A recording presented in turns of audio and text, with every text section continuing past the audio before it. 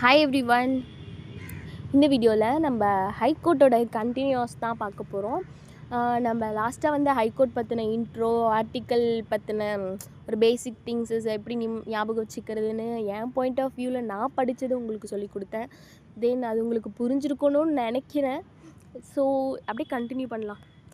என்ன லாஸ்ட்டாக இதெல்லாம் சும்மா பார்த்தோம்.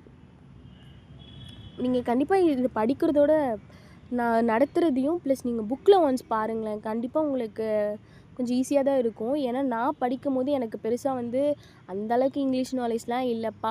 நான் படிக்கும்போது கொஞ்சம் எனக்கு டிஃபிகல்ட்டாக தான் இருந்தது. ஸோ நான் ஃபேஸ் பண்ணுற அந்த டிஃபிகல்ட்டிஸ் உங்களுக்கு யாருக்கும் இருக்கக்கூடாது. யாராவது ஒருத்தவங்க நமக்கு டீச் பண்ணி அதுக்கப்புறம் நமக்கு படித்தா மாசாக மெமரி ஆகும். ஒரு கான்செப்டை புரிஞ்சுக்கிறோன்றதே ரொம்ப இம்பார்ட்டண்ட்டான ஒரு திங் தான். ஸோ எனக்கு அப்படி தான். யாராவது ஒருத்தவங்க சொல்லி கொடுத்து அதுக்கப்புறம் நான் புக்கு பார்த்தோம் அப்படின்னா நிறைய விஷயம் நானும் கொஞ்சம் சர்ச் பண்ணுவேன். ப்ளஸ் அவங்க சொன்னதையும் என்னால் வந்து ரீகேப் பண்ணி படிக்க ஆரம்பிப்பேன். ஸோ அந்த மாதிரி தான் நீங்களும் இருப்பீங்கன்னு நான் நினைக்கிறேன். அதுக்கு என்னோடய வீடியோ உங்களுக்கு யூஸ்ஃபுல்லாக இருக்கும். இப்போது ஒரு பேசிக் திங்ஸை வந்து படித்து புரிஞ்சிக்க முடியல. ஏன்னா உங்களோட பேசிக் டிகிரியை வந்து வேறையாக இருக்கலாம். உங்களுக்கு வந்து பாலிட்டி வந்து கொஞ்சம் டிஃபிகல்ட்டாக ஃபீல் ஆகும். என்ன மாதிரி என்னோடய டிகிரி வேறுப்பா. ஆனால் நான் இப்போ எனக்கு படிக்கும்போது கொஞ்சம் எனக்கு டிஃபிகல்ட்டாக தான் ஃபீல் ஆச்சு. நான் படிக்கும்போது கொஞ்சம் ஸ்ட்ரகிள் பண்ணேன். ஸோ அந்த ஸ்ட்ரகிளை நீங்களும் பண்ணக்கூடாதுன்றதுக்காக தான் நான் வீடியோ போடணும்னு நினச்சேன். அவ்வளோதான். தென் மூவ் ஆன் பண்ணிக்கலாம். இதில் இப்போ நம்ம என்ன ஸ்டார்ட் பண்ணோன்னா அப்பாயின்மெண்ட் பண்ணுறதுலேருந்து ஸ்டார்ட் பண்ணோம்ல. ஆக்டிங் சீஃப் ஜஸ்டிஸ் 223 ஒன்றாந்தேதி ஆனால் சேலரி வாங்கணும், 2ஆந்தேதி ஆனால் ட்ரான்ஸ்ஃபர் வாங்கணும், 3ஆந்தேதி ஆனால் என்ன பண்ணணும்னா ஆக்டிங் சீஃப் ஜஸ்டிஸ் பண்ணணும். ஆக்டிங் சீஃப் ஜஸ்டிஸ் வந்து என்னன்னா பிரசிடெண்ட். ஒரு சீஃப் ஜஸ்டிஸை ஆக்ட் பண்ணுறதுக்கு அவங்களையும் பிரசிடெண்ட் தான் அப்பாயிண்ட் பண்ணணும். நம்ம லாஸ்ட்டாக பார்த்தோம்ல, ஹைகோர்ட்டோட ஜட்ஜையோ அப்பாயிண்ட் பண்ணுறதுக்கு யார் அப்பாயிண்ட் பண்ணுவாங்க? பிரசிடெண்ட் தான் அப்பாயிண்ட் பண்ணுவாங்க. அப்போ சும்மா இருக்கவங்களையும், அதாவது ஆக்டிங் சீஃப் ஜஸ்டிஸையும் பிரசிடெண்ட் தானே அப்பாயிண்ட் பண்ணணும். ஆக்டிங் சீஃப் ஜஸ்டிஸை வந்து அப்பாயிண்ட் பண்ணுறது பிரசிடெண்ட். தென் எப்போ வந்து இந்த ஆக்டிங் சீஃப் ஜஸ்டிஸை வந்து அப்பாயிண்ட் பண்ண நார்மலாக நினச்சி பாருங்களேன். ஒரு இடத்துல ஒரு பிளேஸ் வேக்கண்ட்டாக இருந்தாவோ அந்த இடத்துல யாரும் இல்லை. வேக்கண்ட்னா யாரும் இல்லைன்னு தான் அர்த்தம். ஆப்சென்ட். அந்த இடத்துல வந்து அந்த நிலையில் அவரால் அந்த இடத்துல இருக்க முடியல, ஆப்சென்ஸாக இருக்கார் அப்படின்னா unable to perform his duty is a duty. அவங்களால அந்த வேலையை அவங்க செய்ய முடியல due to some other reason. ஏதாவது ஆப்சென்ட் வேக்கண்ட்டை தவிர வேறு ஏதாவது ரீசன்னாக இருந்து அவங்களால அந்த இடத்துல அந்த டியூட்டியை பண்ண முடியலன்னும் போது president can appoint acting chief ஜஸ்டிஸை அப்பாயிண்ட் பண்ணுவார். அதான் 223. Okay. Then additional and acting judges. Acting judges அப்படின்னா என்ன, அடிஷ்னல் ஜட்ஜஸ்னால் என்ன அப்படின்னா இதே மாதிரி தான். ஆக்டிங் சீஃப் ஜஸ்டிஸ்ன்றது அந்த பாயிண்ட் வர்றது தான் ஆக்டிங் சீஃப் ஜஸ்டிஸ். என்னது, ஃபஸ்ட்டு அடிஷ்னலே பார்த்துட்டு போயிடலாம். பிரசிடெண்ட் வந்து இவங்களையும் பிரசிடெண்ட் தான் அப்பாயிண்ட் பண்ணுவாங்க. எப்படி அப்பாயிண்ட் பண்ணுவாங்க? ஃபஸ்ட்டு வந்து ஃபார் டெம்பரரி பீரியட் தான். ஓகேவா? ஆக்டிங்னாவே ஒரு கொஞ்ச நாளைக்கு வந்து ஆக்ட் பண்ணிட்டு போகிறது தான். ஓகே, நாட் அ பெர்மனன்ட் திங்குங்க. 2 இயர்ஸ்க்கு வந்து என்ன பண்ணுவாங்க, எத்தனை year, it's very important. 2 years வந்து என்ன பண்ணுவாங்க, டெம்பரரியாக ஆக்ட் பண்ணுவாங்க. தென் எப்போ இவங்க வந்து அடிஷ்னல் சீஃப் ஜஸ்டிஸ் நமக்கு தேவை. இப்போ நார்மலாக ஒரு ஊருக்கு ஒரு போலீஸ் இருக்காங்கன்னு வச்சுக்கோங்களேன். ஒரு போலீஸ் ஸ்டேஷன் இருக்காங்க, அதில் ஒரு 20 போலீஸ் இருக்காங்க. இதே அந்த ஊரில் ஒரு பெரிய ஃபங்க்ஷன் வந்துருச்சுன்னா அப்போ எத்தனை போலீஸ் இருப்பாங்க? கிட்டத்தட்ட 100 போலீஸ், 100, 150 எத்தனை பேர் இருப்பாங்க. அந்த இடத்துல அவங்களுக்கு வந்து அந்த பவர் வந்து தேவைப்படுது. இத்தனை பேர் இருந்தால் தான் இந்த பப்ளிக்கை வந்து ப்ரொடெக்ட் பண்ண முடியும் அப்படின்றது தெரியுதுல்ல. அதே தாங்க அடிஷ்னல்னால் என்ன, கூடுதலா அப்படின்றது தானே அர்த்தம். ஸோ அப்போ டெம்பரரியாக இன்க்ரீஸ் பண்ணுவாங்க. பிஸ்னஸ் ஆஃப் ஹைகோர்ட்டோட வேலை அதிகமாகிடுச்சு அப்படின்னும் போது அந்த இடத்துக்கு வந்து என்ன பண்ணுவாங்கன்னா அடிஷ்னலாக கொஞ்சம் வந்து ஜட்ஜஸ் வந்து அப்பாயிண்ட் பண்ணுவாங்க. Arrear work in the high court. இப்போ வந்து ஒரு வேலை அதிகமாக இருக்குது அப்படின்னா ஒரு 10 பேர் தான் இருக்காங்க. ஒரு 100 பேர், ஒரு 50 பேர் செய்ய வேண்டிய வேலையை 10 பேரால் செய்ய முடியுமா? அந்த அளவுக்கு வேலை இருக்குது அப்படின்னும் போது என்ன பண்ணுவாங்க, அரியர் ஒர்க் அதிகமாக இருக்குன்னும் போது கொஞ்சம் அடிஷ்னலாக வந்து ஆட் பண்ணுவாங்க. 2 விஷயம் தாங்க. ஒரு இடத்துல வந்து வேலை அதிகமாக இருக்குன்னும் போதே அடிஷ்னலாக ஆட் பண்ணுவாங்க. இல்லை அந்த இடத்துல டக்குன்னு சடனாக இன்க்ரீஸ் ஆகிடுச்சு வேலை அப்படின்னும் போது, சடனாக அந்த இடத்துல வந்து அதிகமாக தேவைப்படுறாங்க அப்படின்னும் போது, இந்த 2 விஷயந்தான். இதுதான் அடிஷ்னலுக்கு ஆக்டிங்க்கும் உள்ள டிஃப்ரென்சஸ். ஓகே, ஆக்டிங்க்கும் பிரசிடெண்ட் தான் அப்பாயிண்ட் பண்ணுவாங்க. அதே நம்ம முன்ன இதுக்கு பார்த்தோம்ல, சீஃப் ஜஸ்டிஸ்க்கு அதே தான். அவங்களால டியூட்டியை வந்து அவங்களால பண்ண முடியல due to absence and other reason, due to அவங்களோட ஏதாவது some other health issues, family issues எதாக இருந்தாலும் சரி, அந்த இடத்துல அவங்களோட ஆப்சன்ஸ் இருந்தது. அந்த இடத்துல வந்து அந்த பிளேஸ் வந்து வேக்கண்ட்டாக இருந்தது அப்படின்னும்போது அந்த இடத்துக்கு வந்து ஒரு ஆக்டிங் ஜட்ஜஸ் வந்து அப்பாயிண்ட் பண்ணுவாங்க. இப்போ ஃபார் எக்ஸாம்பிள் ஒரு வீட்டில் வந்து இருக்காங்கன்னு வச்சுக்கோங்களேன், ஒரு மெயினான ஆள் கண்டிப்பாக அந்த இடத்துக்கு தேவை அப்படின்னும்போது கண்டிப்பாக அங்கே இருக்கணும். அவங்களோட ப்ரெசன்ஸ் வந்து அங்கே ரொம்ப இம்பார்ட்டண்ட் அப்படின்னும்போது கண்டிப்பாக அந்த இந்த ஒரு வாரத்துக்குலாம் வந்து யாராவது அப்பாயிண்ட் பண்ணுவாங்களா? அப்படிலாம் இல்லை. கண்டிப்பாக அவங்களோட ப்ரெசன்ஸ் வந்து அந்த நாட்டுக்கு தேவை, அந்த இடத்துக்கு தேவை அப்படின்னு எப்போ எது ஆகும் நமக்கு தெரியாது. ஸோ அவங்களோட ப்ரெசன்ஸ் அங்கே இருக்கணும் அப்படின்றதுக்காக கண்டிப்பாக வந்து அங்கே ஒரு ஆள் இருக்கணுன்றதுக்கு அப்பாயிண்ட் பண்ணுறது இந்த acting judges and additional judges. ஓகேவா? ஸோ ஆக்டிங்க்கும் அடிஷ்னலுக்கும் என்ன டிஃப்ரென்ஸுன்றது புரிஞ்சிருக்கும்னு நினைக்கிறேன். தென் ஆக்ட் பண்ணியாச்சு, அடிஷ்னலும் பண்ணியாச்சு. நீங்கள் 2 பேரும் வரலனால பரவாயில்லையா? எனக்கு ரிட்டையர் பண்ணவராவது நீங்கள் 2 பேரும் வரல, ஆள் பத்தலை அப்படின்னாலும் ரிட்டையர்டு ஆன ஜட்ஜாவது நாங்கள் கூப்பிட்டு வச்சுப்போம் அப்படின்றது தான் 224A அதானே. தென் சிஜே ஆஃப் தி ஹைகோர்ட்டை வந்து CJ of high court appoint the retired judges. இவர் வந்து ஏன் பிரசிடெண்ட் அப்பாயிண்ட் பண்ணல அப்படின்னா, இப்போ வந்து ஒரு இடத்துக்கு யார் தேவைன்றது, அந்த இடத்துல வேக்கண்ட்டாக இருக்குன்னும் போது அது யார் தேவைன்றது அந்த கோர்ட்டோட சீஃப் ஜஸ்டிஸ்க்கு தெரியும். ஸோ அந்த சீஃப் ஜஸ்டிஸ் வந்து இந்த மாதிரி நம்ம அப்பாயிண்ட் பண்ணலாமான்ட்டு பிரசிடெண்ட் கிட்ட ஒரு ப்ரீவியஸ் கன்சல்டேஷன் வந்து வாங்கிடுவார். ஓகேவா? கன்சல்ட் வந்து வாங்கிடுவார். ஒரு சர்ஜரி பண்ணுறாங்கன்னா ப்ரீவியஸ் கன்சல்ட் வந்து வீட்டில் இருக்கவங்க கிட்ட வாங்குவாங்கல்ல, அவங்களோட கன்சல்ட் ரொம்ப இம்பார்ட்டண்ட்டாக. ஸோ அதே மாதிரி தான் ஒரு பிரசிடெண்ட் கிட்ட he is the first citizen of India அப்படின்னும் போது அவர்கிட்ட ஒரு கன்சர்ன் வாங்கணும் அவர் அப்பாயிண்ட் பண்ணும்போது. ஸோ அதனால் அவர்கிட்ட ஒரு கன்சர்ன் வாங்கிட்டு சிஜே அப்படின்றவர் ரிட்டையர்டு சிஜே என்ன பண்ணுவார், சிஜே ஆஃப் ஹைகோர்ட் வந்து என்ன பண்ணுவார்னா ரிட்டையர்டு ஜட்ஜை வந்து என்ன பண்ணுவார், ஹைகோர்ட்க்கு அப்பாயிண்ட் பண்ணுவார் with previous concerns of president.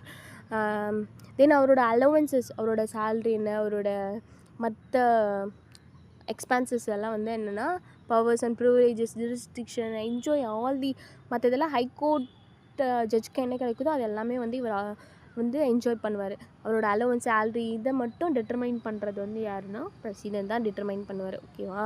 Then independence of the high court. Okay, இதுவரை நம்ம என்ன பார்த்துருக்கோம்னா 24 வரையும் பார்த்துருக்கோம். அதுக்கப்புறம் அஞ்சாவது பஞ்ச நீதி நியாய ஜூரிஸ்டிக்ஷன் ஆஃப் ஹைகோர்ட் வந்து நம்ம பார்க்கணும். அதுக்கு முன்னாடி இண்டிபெண்டன்ஸ் ஆஃப் தி ஹைகோர்ட் என்னன்றதை பார்க்கலாம்.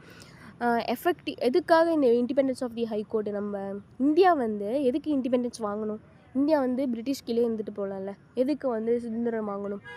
எதுக்காக அப்படின்னா நம்ம இஷ்டத்துக்கு நம்ம வாழ்க்கையை நம்ம வாழணுன்றதுக்காக தான் வந்து சுதந்திரம் வாங்குறது. அதுக்கு பேர் தானே சுதந்திரம். It's a importance. இப்போ எனக்கு பிடிச்ச மாதிரி நான் இருக்கணுன்றதான் என்னோடய இண்டிபெண்டன்ஸ். அதே மாதிரி இந்தியா வந்து பிரிட்டிஷ்க்கு அண்டர் இருக்கக்கூடாது. இந்தியாவில் ஒரு மக்கள் வந்து எல்லாருமே அவங்கவுங்களுக்குன்னு ஒரு இண்டிபெண்டன்ஸ் இருக்கணுன்றதுக்காக வாங்கினது தான் இண்டிபெண்டன்ஸ். ஓகே, அப்போ தான் என்ன பண்ண முடியும், அவங்களோட வேலையை அவங்க சுதந்திரமாக செய்ய முடியும். இதே பிரிட்டிஷ் அவங்க பீரியட் அதான் நம்மளை வந்து ஆண்டவங்க அப்படின்றது அவங்க சொல்கிற வார்த்தையை தான் நம்ம கேட்குற மாதிரி இருக்கும். ஸோ அதே மாதிரி தான் இண்டிபெண்டன்ஸ்ன்றது எதுக்காகனா effective discharge of their duties, அவங்களோட வேலையை அவங்க பண்ணுறதுக்காக மட்டும்தான். ஸோ அதுக்காக mode of appointment, security of tenure, fixed service condition, expenses charge and on consolidated fund அப்படின்னா என்ன, இந்த 9 வந்து கொஞ்சம் ஒரு மைல்டாக தெரிஞ்சு வச்சுக்கோங்க. இதுவும் இம்பார்ட்டன்ட் தான். மோட் ஆஃப் அப்பாயின்மெண்ட் என்னன்றதை நம்ம இப்போ தான் பார்த்தோம். மோட் ஆஃப் அப்பாயின்மெண்ட்டாக எப்படி அப்பாயிண்ட் பண்ணுவாங்க? இப்போ ஒரு சிஜே அப்பாயிண்ட் பண்ணோன்னா பிரசிடெண்ட் கிட்ட ஒரு கன்சர்ன் வாங்கியிருக்கணும். இந்தியாவோட சிஜிஐ கிட்ட ஒரு கன்சல்டேஷன் வாங்கியிருக்கணும். ஹைகோர்ட்டோட சீஃப் ஜஸ்டிஸ் அப்பாயிண்ட் பண்ணணும்னா இன்னொருத்தவங்க யார், கவர்னர்கிட்ட வாங்கியிருக்கணும். ஸோ இந்த மாதிரி யார்கிட்ட கன்சர்ன் வாங்கியிருக்கணும் அப்படின்றது, கன்சல்டேஷன் வாங்கியிருக்கணுன்றதையும் அதை பற்றி சொல்கிறது தான் என்னென்னா mode of appointment. Okay, the security of tenure தான் அவங்களோட டென்யூரோட செக்யூரிட்டி என்ன அப்படின்றது தான் செக்யூரிட்டி ஆஃப் டென்யூர். இவங்களை ரிமூவ் பண்ணுறதுலாம் சும்மா சின்ன விஷயமா, நம்ம எவ்வளோ பார்த்தோம். ஸோ இவங்க வந்து இவங்களோட டென்யூர்ன்றது ப்ளஷர் ஆஃப் தி பிரசிடெண்ட் கிடையாது. பிரசிடெண்ட் வந்து எவ்வளோ நாள் ப்ளஷராக இருக்காரோ அது வரையும் தான் இவங்களோட பீரியட் அப்படின்றதே கிடையாது. ஓகேவா? இவங்களை வந்து ரிமூவ் பண்ணுறதுன்றதுக்கு எவ்வளோ ப்ரொசீஜர் பார்த்தோம். ஸோ அதனால இவங்களோட டென்யூரை வந்து நம்மள என்ன பண்ண முடியாது, ஃபிக்ஸ் பண்ண முடியாது. அதுக்கு தான் ஒரு 4 பாயிண்ட் பார்த்தோம்ல. ஸோ தென் ஃபிக்ஸ்டு சர்வீஸ் கண்டிஷன்னா இப்போ ஃபார் எக்ஸாம்பிள் ஒரு சேலரி வந்து எனக்கு ஃபிக்ஸ் பண்ணுறாங்க. யார் ஃபிக்ஸ் பண்ணுவாங்க எங்களோட சேலரிஸ்லாம்? ஹைகோர்ட்டோட ஜட்ஜஸ், இந்த சிஜேக்கெலாம் யார் இது பண்ணுறாங்கன்னா பார்லிமெண்ட் தான் டிட்டர்மைன் பண்ணுது. ஸோ அவங்க வந்து ஒரு பீரியட்க்கு வந்த வாட்டி அவங்களோட சேலரி வந்து அவங்க என்ன வாங்குறாங்களோ அதான் அதோட ஃபிக்ஸ்டு சேலரி. நடுவில் வந்து ஏதாவது ஃபினான்ஷியல் எமர்ஜென்சி அந்த மாதிரி ஏதாவது வந்தால் மட்டும்தான் இவங்களோட அந்த சேலரியை வந்து ஏதாவது ரெடியூஸ் பண்ணுறதோ அந்த மாதிரி பண்ணலாம். மற்ற பீரியடில் இவங்களோட சேலரி வந்து ஃபிக்ஸ்டாக இருக்கணும். அதுதான் வந்து என்னென்னா ஃபிக்ஸ்டு சர்வீஸ் கண்டிஷன். ஓகேவா? இவங்களோட சேலரி அலவன்ஸ் எல்லாமே ப்ரிவிலேஜஸ் உங்களோட உரிமைகள் எல்லாமே என்னவாக இருக்கும், ஃபிக்ஸ்டாக தான் இருக்கும். ஓகேவா? அதுதான் வந்து என்னென்னா fixed service condition. Expenses charge வந்து கன்சாலிடேட்டட் ஃபண்ட். உங்களுக்கான எல்லா பணமும் எப்படி வருதுன்னா கன்சாலிடேட்டட் ஃபண்டிலேருந்து தான் வரும். ஓகேவா? அதுக்கப்புறம் contact of judges cannot be discussed. அப்படின்னா இப்போ ஒரு பார்லிமெண்ட் ஒரு செஷன் நடத்துது அப்படின்னா இது ஒரு ஜட்ஜை பற்றி அவங்க என்ன பண்ணக்கூடாது அப்படின்னா அந்த இடத்துல பேசக்கூடாது. இன்கேஸ் ஆஃப் இம்பீச்மெண்ட் ப்ராசஸ் போயிட்டுருக்குன்னா அது அவரை டிஸ்மிஸ் பண்ணுறதுக்காக தான், ரிமூவ் பண்ணுறதுக்காக தான் அப்படின்னும் போது அந்த இடத்துல அவரை பற்றி பேசுகிறதுக்கான ரைட்ஸ் வந்து அவங்களுக்கு இருக்குது. இன்கேஸ் வந்து இம்பீச்மெண்ட் ப்ராசஸும் இல்லை, சும்மா அவரோட காண்டாக்ட் பற்றி பேசுகிறாங்க, அவரோட நடத்தையை பற்றி பேசுகிறாங்கன்றது அது வந்து தப்பு. ஓகேவா? ஸோ அதுதான் வந்து என்னென்னா இன்னொன்று ஃபஸ்ட்டு வந்து என்னென்னா எப்படி அப்பாயிண்ட் பண்ணுறாங்க, அவங்களுக்கு அப்பாயிண்ட் பண்ண வாட்டி அவருக்கு எத்தனை வருஷம் அப்படின்லாம் டீட்டெயில் சொல்லுவாங்கள்ல, அது டீட்டெயில் சொல்லும் போது எத்தனை வருஷன்றது, எவ்வளோ சேலரின்றது, எப்படி உங்களோட சேலரி வருதுன்றதை சொல்லிட்டாங்க. தென் அவங்கள பற்றி பேசுகிறது தப்பு. Then ban on practice after retirement ஆனது. இப்போ வந்து ஒரு கவர்மெண்ட் ஹாஸ்பிட்டலில் ஒரு டாக்டர் இருக்காங்கன்னு வச்சுக்கோங்க, அவர் ரிட்டையர்ட் ஆகிட்டுச்சுன்னா மறுபடியும் அந்த ஹாஸ்பிட்டலில் போய்ட்டு ஒர்க் பண்ண முடியுமா? அந்த மாதிரி பண்ண முடியாது. மேபி அவர் ப்ரைவேட் செக்டரில் வந்து ஒர்க் பண்ணலாம். ஆனால் அதே ஜிஹெச்லேருந்து இப்போ என்ன பண்ண முடியாது, ரிட்டையர் ஆன வாட்டி ஒர்க் பண்ண முடியாது. ஸோ அதுதான் ban and practice after retirement ஆன வாட்டி அந்த மாதிரி பண்ணக்கூடாது. The power to punish for its கான்டெம்ட்.